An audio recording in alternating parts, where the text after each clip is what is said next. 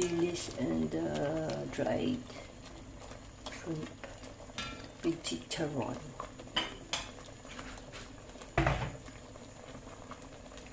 Mai! Come here.